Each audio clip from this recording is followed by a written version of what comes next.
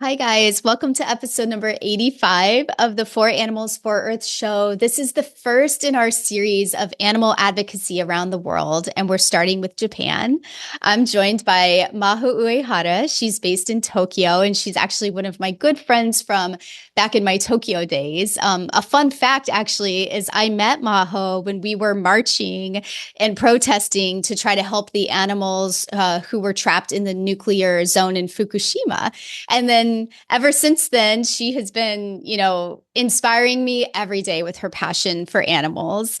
She works for Animal Welfare Corporate Partners Japan. They go by the acronym AWCP.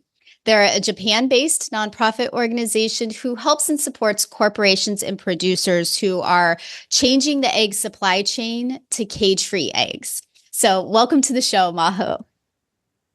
Hi, Brandy. Thank you for having me. Can you tell us more about AWCP? Yeah.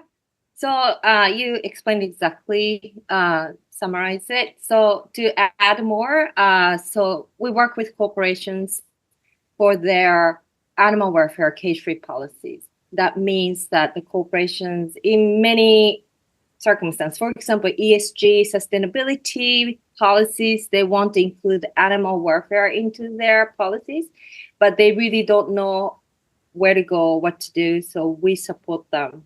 And in the meantime, when they produce cage-free policies, for example, they don't know. Actually, there is between 1 to 5% of cage-free eggs on market now in Japan. So even though corporations want to change, there is very limited amount of cage-free. So we connect with producers uh, and the producers and the corporation, we connect with them, match them, so that corporations can see, oh, there are cage-free farms. And for producers, they can see that, oh, there are demands. But we're creating demands too. Yeah, it sounds kind of like the perfect win-win situation to be able to connect the two of them because that's going to really speed up the process of producers going cage free, right? If they Right. see that the demand's there, then you can see it kind of exponentially grow as these people are connecting. Yeah, that's right. Yeah. In fact, we're starting a cage-free net, which is a producers and corporations matching platform. We won't really interfere. We just present. Here are the list of producers, and here are the list of corporations who want the egg. So they can just directly deal and then talk about their business. But we That's provide such opportunity. That's amazing. And has this type of work been going on for a long time? I know you said you're at 1 to 5% cage Mm. free. Is the type of work been happening for a long time to get to that?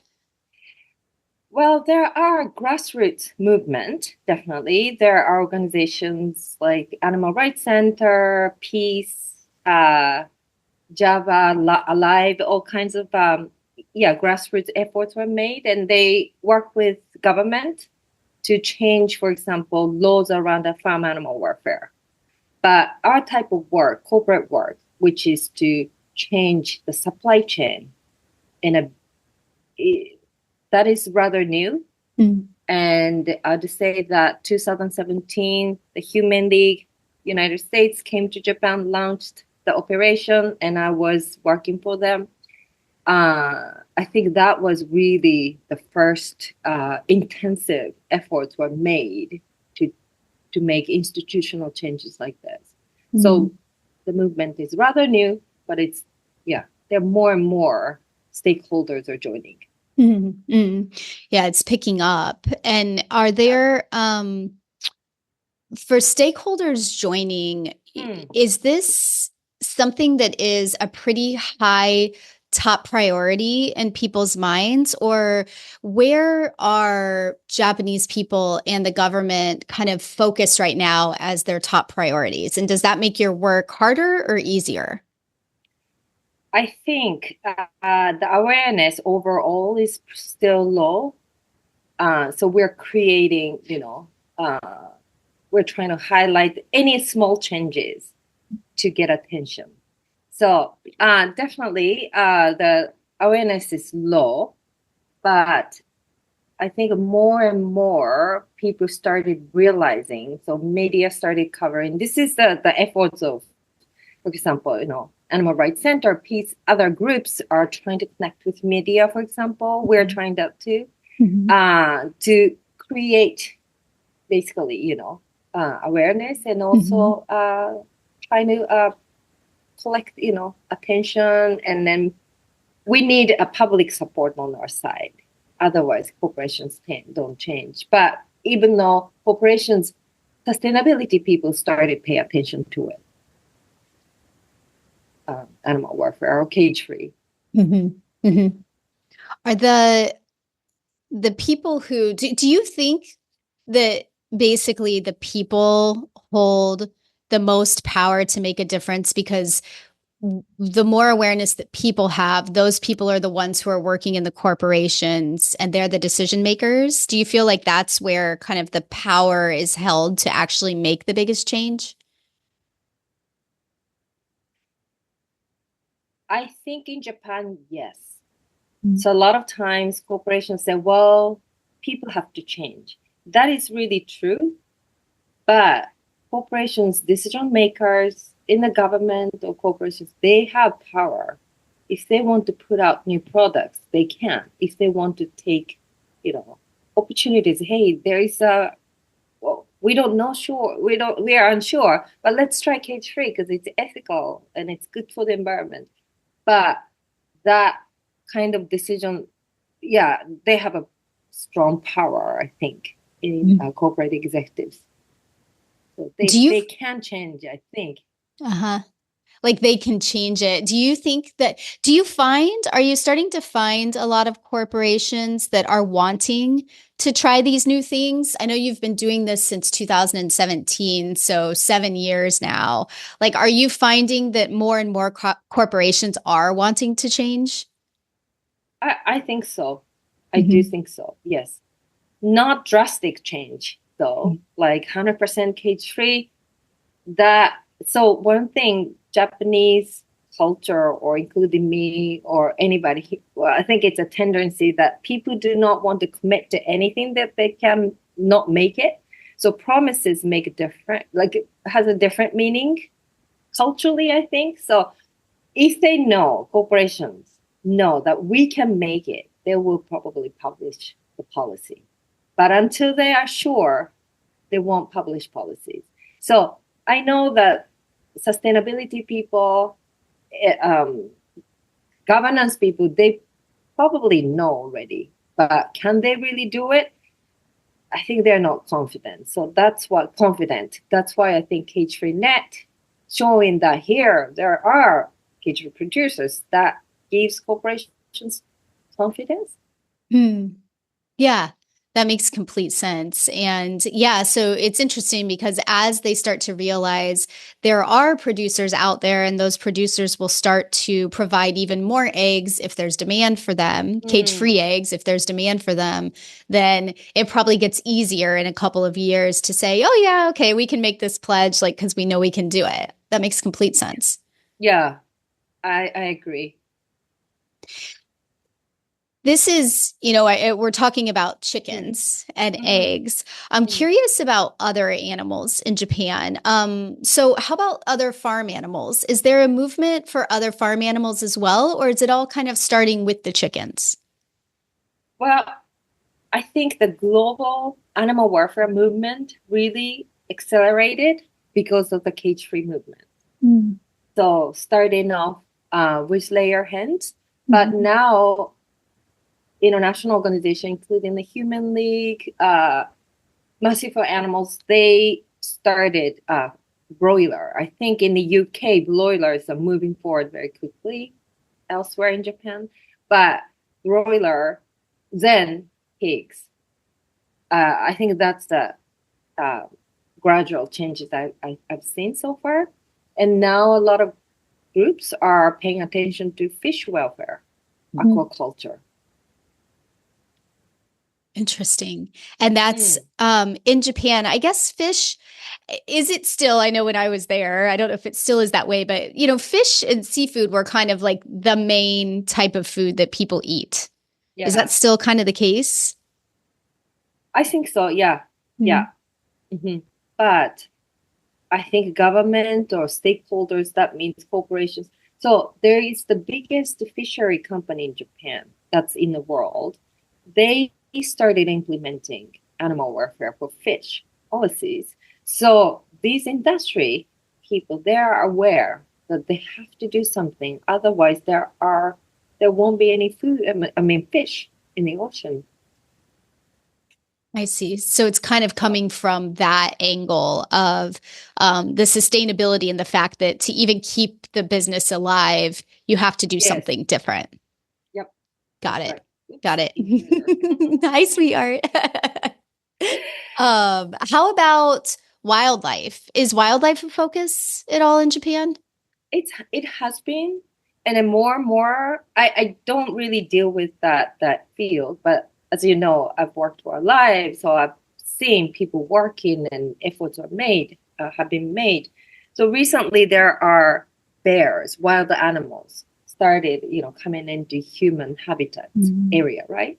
So there are news about oh bears are coming to in our village, and then took their crops, all that kind of thing, and they are put down sometimes.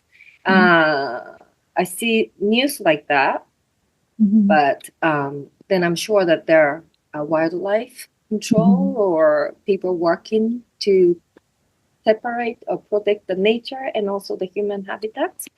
Mhm. Mm. That makes sense. And on Mm. the companion animal front, you were telling me statistics that are Mm. really, really awesome about the improvement that's been made on that front.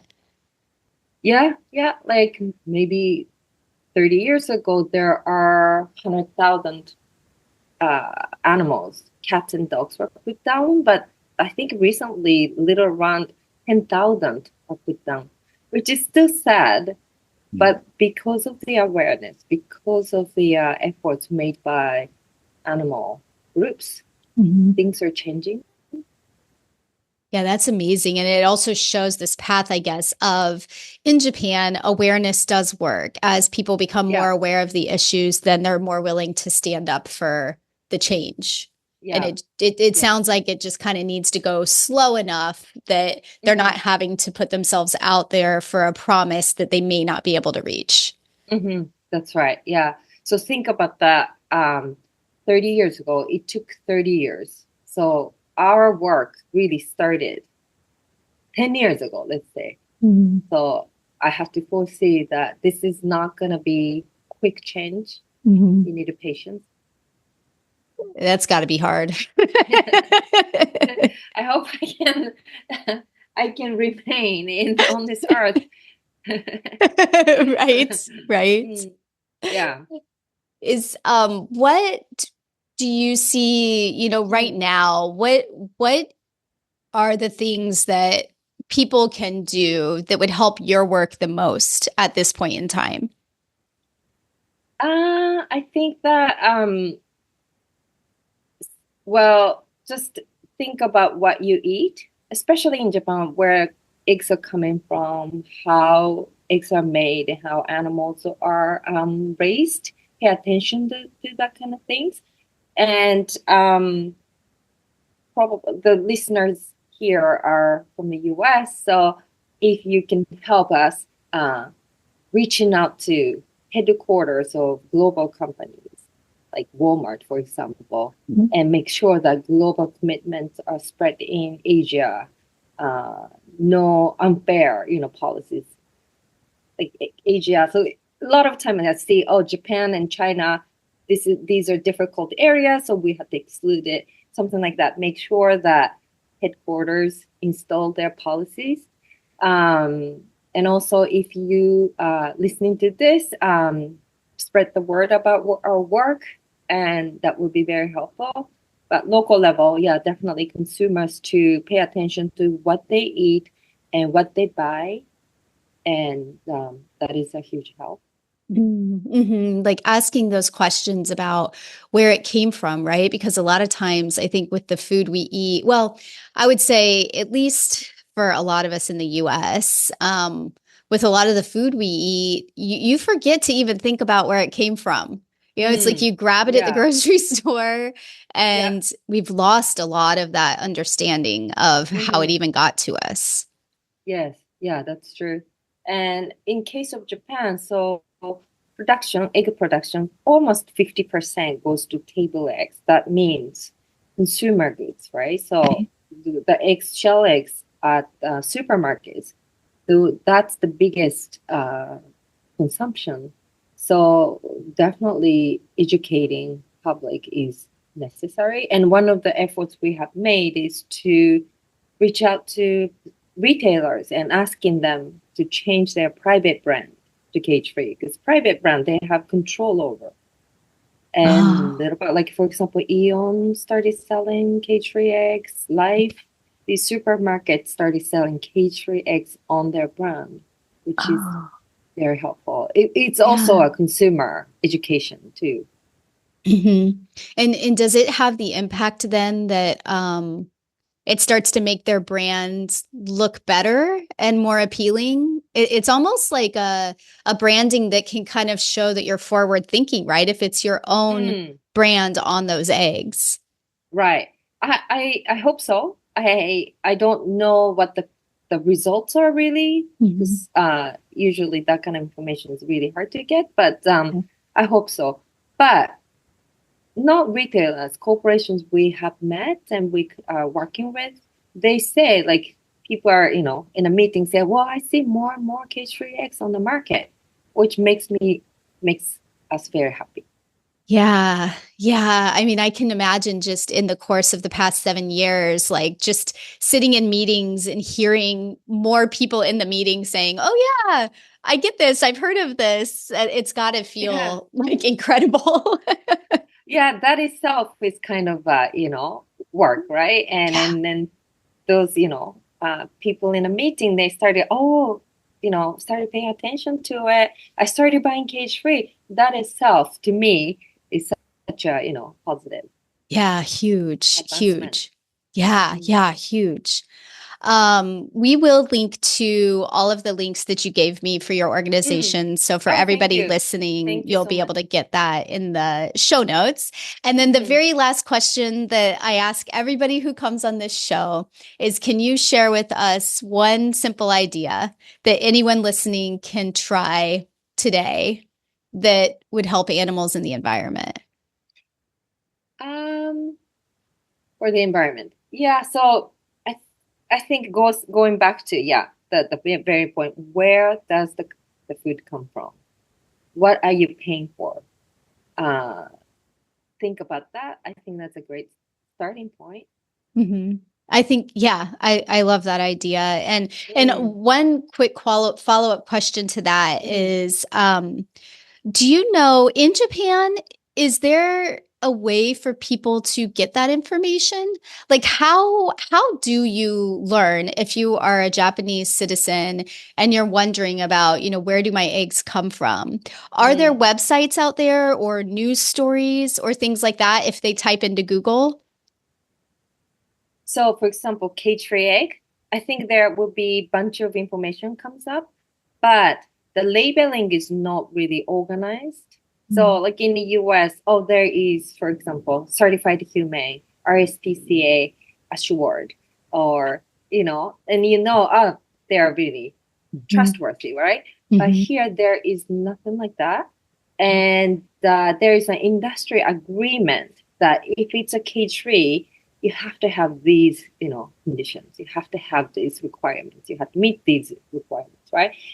But so when you say cage free on the package, that Mhm. is cage free usually. But Nice. there's a confusing one. It says open shed. That doesn't mean cage free.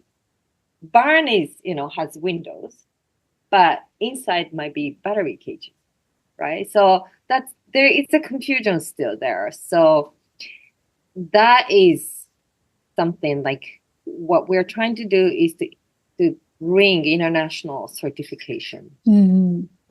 Um, so that there's a Nice. common language among cage-free, Yeah. free range. Yep. Yeah. I mean, that seems to be a bit of an issue I mean, it's definitely an issue here.